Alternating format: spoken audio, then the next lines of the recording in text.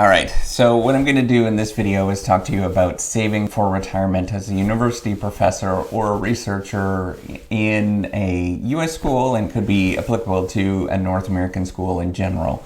But I think in the world, I think it's really important as well. So if you don't know me, I'm Professor Dave Maslak. I'm Associate Professor of Innovation Strategy and Entrepreneurship, and I created this whole Reciprocity Project to give back as much as I possibly can. There were so many people that helped me out that I want to pay the favor forward and help you out as much as I possibly can. So this is probably really geared towards professors or, assistant professors that are thinking of saving, associate professors are thinking of saving for your retirement. Maybe you're 30, maybe you're 40, and you're thinking about doing, a retirement plan of some sort. And so this is going to be really useful information for you.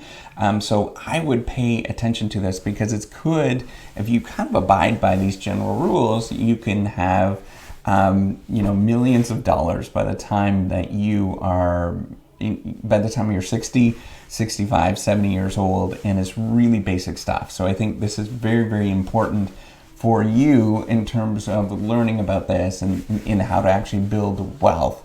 If you want to look at a great guide that could be really helpful, is Dave Ramsey. Has got good stuff.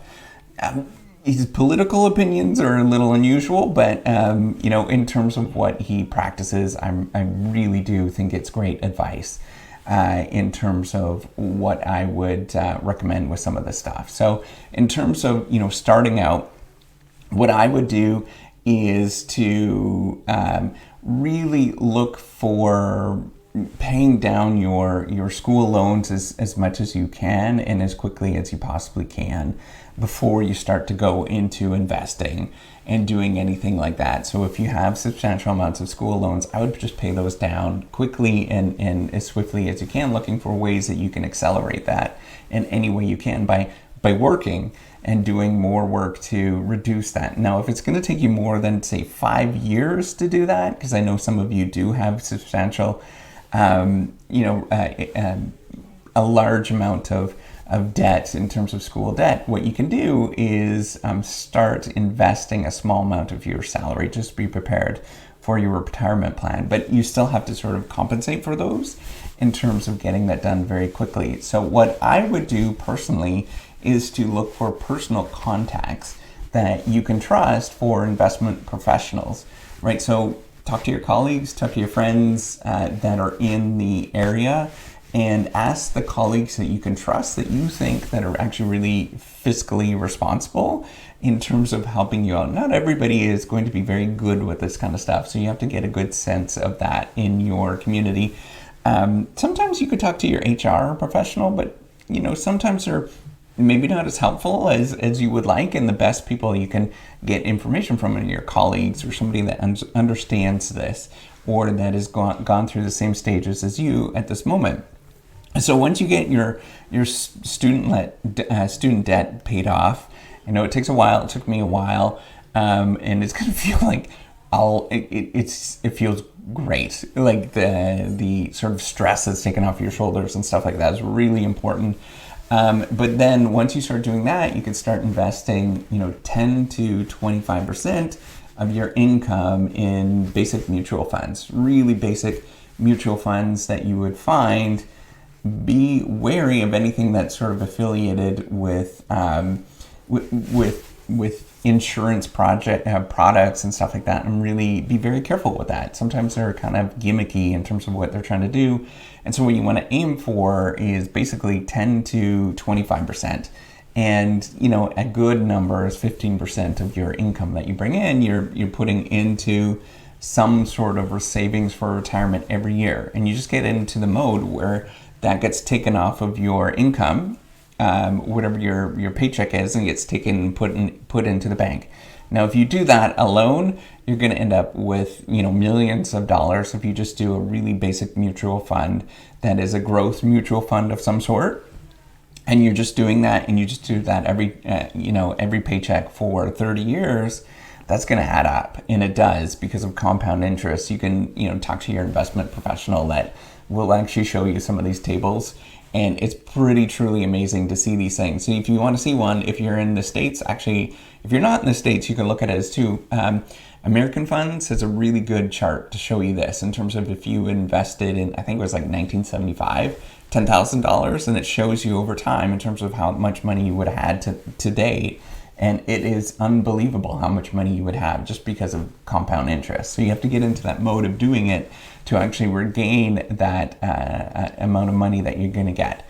So the other thing you want to do is make sure that you have some sort of term insurance if you have a family member or people that are depending on you, some dependents, because what you're trying to do is insure a loss.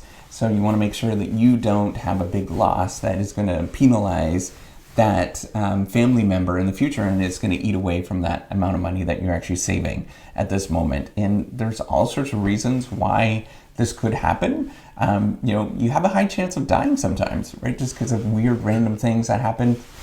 And it happens to anybody. It doesn't matter who you are. So you want to make sure that you do have that term insurance that's there.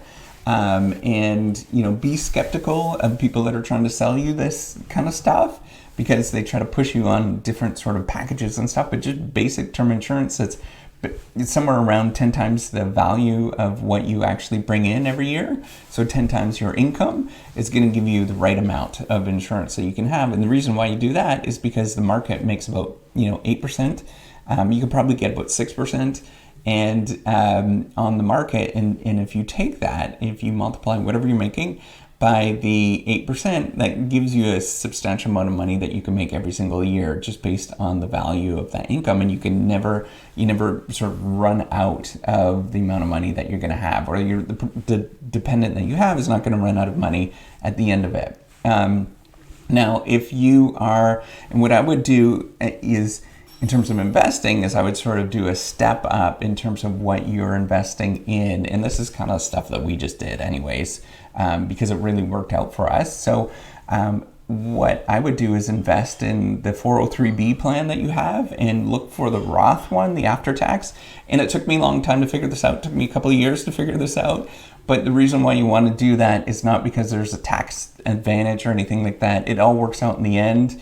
The before tax or after tax, it works out in the end, but the Roth actually gives you more money to invest. So because it's after tax and you have the investing the same amount of money, if you're investing, I think it's like $18,000 or something like that, it works out to be more money that you're putting into the mutual funds, and that's going to give you better benefit in the long run, rather than the $18,000 now and then taking off the income tax, right? So you just get more money you're investing more, and it's kind of like it's sort of a trick way to invest a little bit more. Then you want to, after that, you want to maximize your backdoor Roth IRA. Now this is a separate IRA that you can get, and I think it's about $5,500 at this moment that you can maximize. And then finally, a lot of states have what is called a 457, and that is a deferred compensation. And it's not as good, but it's very similar to something like a 403B or a 401k that you can invest in. And the reason why it's not as good is that there's a couple more restrictions on it. And basically what a 457 is, it's really just like you're taking your money that you would have made, and then you're just putting it into the mutual funds. And it's called deferred compensation because that's what it is. It's deferred compensation. So you can kind of do this sort of stacking order in terms of what you can do at the moment in terms of what your salary is, until you sort of maximize all those potential opportunities that are out there. And I know not everybody's going to be, maximizing all of them and all at the same stages and stuff like that. And that doesn't matter. What you're looking for is that somewhere around 10 to 25% area of what you're actually investing in. So probably like 15% is a good amount. And whatever your income is, that's what you should be aiming for in terms of maximizing that potential. And if you have a working spouse, this is an important thing. This is what we had to sort of learn, is that you treat each person as their own entity. So each person has to save whatever they're making as sort of the family income, rather than thinking about individual incomes as a whole, or just one individual. But you're thinking about each person as generating their own income for the family, and then you have to sort of reimburse that person in the future when something happens, so that you both have a retirement plan at the end of it. And then the last thing, again, I have to stress, protect your investments, protect what you're doing with insurance that is reasonable and that's not gimmicky. There's lots of gimmicky kinds of insurance plans as well. So you want to be careful with those, that you're not going to invest a lot of money into those gimmicky things, or have insurance plans that are kind of gimmicky, and really look at what you need for your family at the time. And it's going to vary for everybody, but for the most part, if you have a spouse, it's just term insurance and health insurance. Obviously, that's really important, and just sort of basic things like that. So with that, give me a thumbs up if you like this video, and rely on your talk to your colleagues and stuff. That's going to help out as well. And good luck with all the stuff. I know it's confusing and scary and whatnot, but once you get into the habit of it, it becomes very simple. And that's the way it should be. It shouldn't be scary and crazy and sort of all this kind of gimmicky stuff that's into it. It should be really basic, and that's what you should be looking for. It should not be scary at all. So with that, give me a thumbs up. Do subscribe to the YouTube channel. Take care and have a wonderful day. And that's my sort of series on sort of financial stuff at the moment, and hopefully you liked it. All right, take care. Bye.